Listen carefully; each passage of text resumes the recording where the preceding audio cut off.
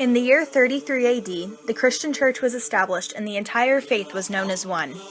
Come 1054, the West broke off from the East, thus establishing the Catholic Church, leaving the Orthodox to carry on the original faith. This is commonly known as the Great Schism. Throughout history, the Orthodox Church has remained exactly the same. It is one of the largest Christian denominations in the world, second only to Catholicism.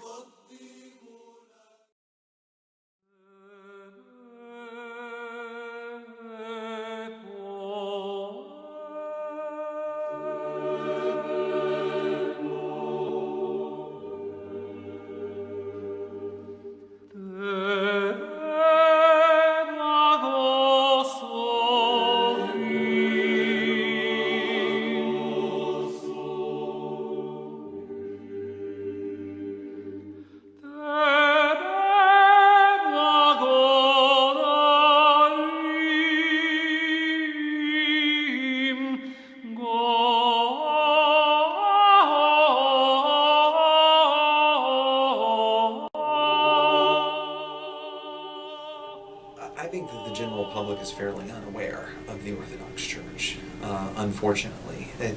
I think it's the overall size of Orthodoxy in the United States means that it doesn't get noticed very much. The Orthodox don't seem to me to do evangelism the same way most typical Western churches do. So I think their visibility is very low. And I don't think that most Americans are terribly aware of Orthodoxy in America. Whenever I tell people that I worked in an Orthodox school for 7 years, they're all kinds of interested in that. They don't know anything about it. So I don't know that most Americans have much of a context for understanding Orthodoxy in America. They tend to think it's a Greek thing or maybe a Russian thing if they're even aware of Orthodoxy in a Russian setting.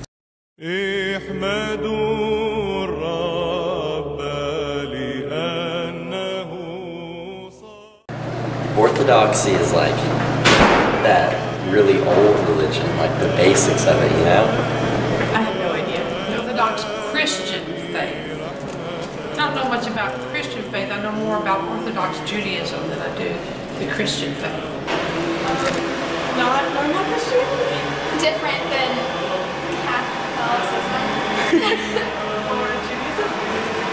Orthodox Christian faith, specific type of religion in which certain rules and beliefs that have been established that has a large group of followers in which people, follow. And that was so stupid.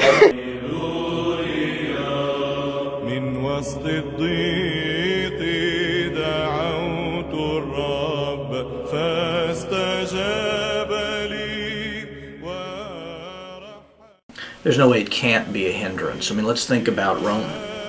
You remember that time period where all over the world the church was saying you must do the liturgy, you must worship God using what language? Latin. Well, no one knew Latin. How can you offer up the great thanksgiving if you don't even know what you're saying or the meaning?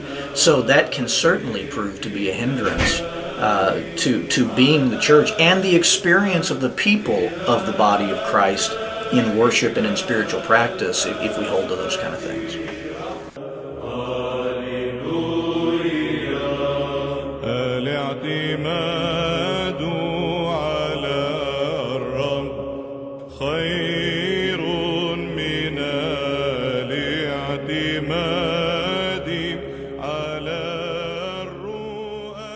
The Episcopal Synod is working on a plan to break up North America into provinces and dioceses. And when they do that, we will have one bishop in each of those dioceses. Maybe our diocesan bishop would be in Dallas, and he would be in charge of all of the Orthodox churches in this area, whether they currently are OCA or ROCOR or Serbian or Greek or Antiochian. What the proposal is now is that everybody gets to keep their ethnicity. We would be presenting a unified front to converts looking in. Because right now it's real confusing. When converts come and ask, well, are you the same as that church or that church? Well, yes, we are. Well, why do you have a different bishop and you're in the same city? all of the jurisdictional irregularities are very confusing for even us who have been Orthodox for 20 years to understand, let alone someone who's just inquiring about the faith. I think we could do this and still maintain to our local customs, whether we're Greek speakers, Arab speakers, Russian speakers, English speakers. I think we can still be true to our Orthodox tradition, even our heritage, even under one bishop. Otherwise, it's just weird that we can have multiple bishops carrying the same title for the same area.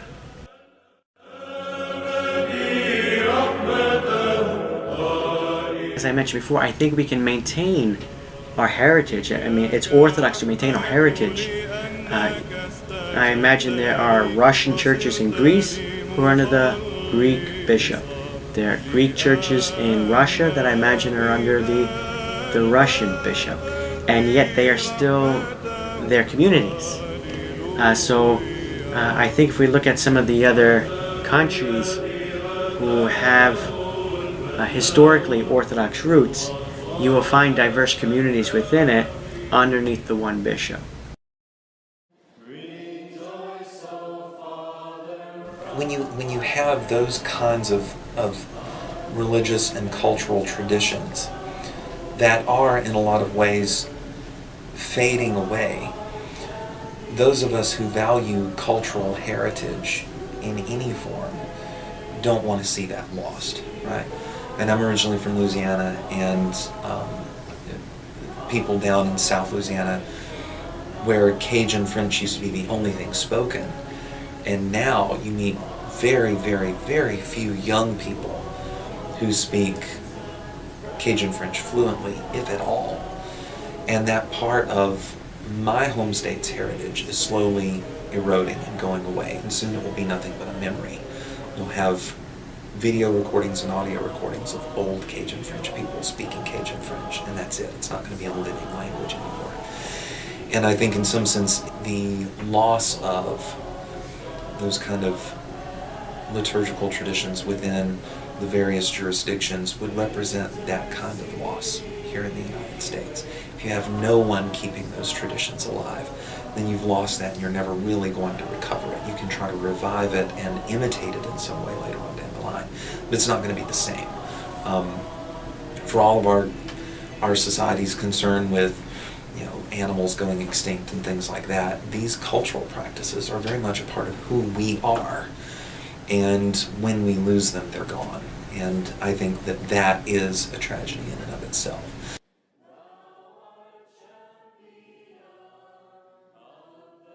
I believe in one God, the Father Almighty, maker of heaven and earth. De todas as coisas visíveis e invisíveis. Que is ana Kyrion, Isun Christon, ton vion, tu theu, ton monogamy, ton ectu patros, genithenta pro panton ton aeonum.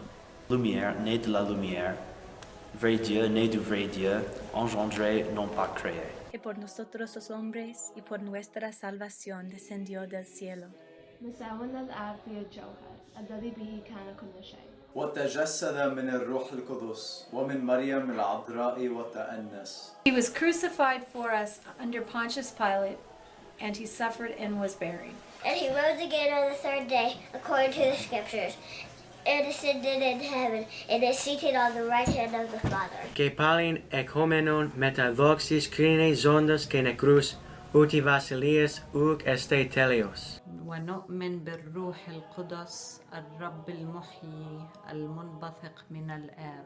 With the Father and the Son together are worshipped and glorified. Creo en la Iglesia, que es una, santa, católica y apostólica. Je reconnais un seul baptême pour le pardon des péchés. I look for the resurrection of the dead and the life of the world to come. Amen. I believe. I believe are the first two words of the Nicene Creed, which is said in every Orthodox service. It is a proclamation of what exactly we hold our faith in. Though we may speak in different tongues, we are one church, and we seek to be united. This issue goes beyond one of religion. This is about preserving history and maintaining the abundance of culture that contributed to the establishment of both America and the rapidly growing church here. The unification of the Orthodox in America would not only maintain each individual heritage of the church, but also put the church back on the public's radar, thus reconnecting the American people with their religious roots, regardless of whether or not they consider themselves religious today. Virgin maids, surpassing all the angels, rejoice, O unwedded bride. O brilliant light of heaven above, most clear and most radiant, rejoice, O unwedded bride. Come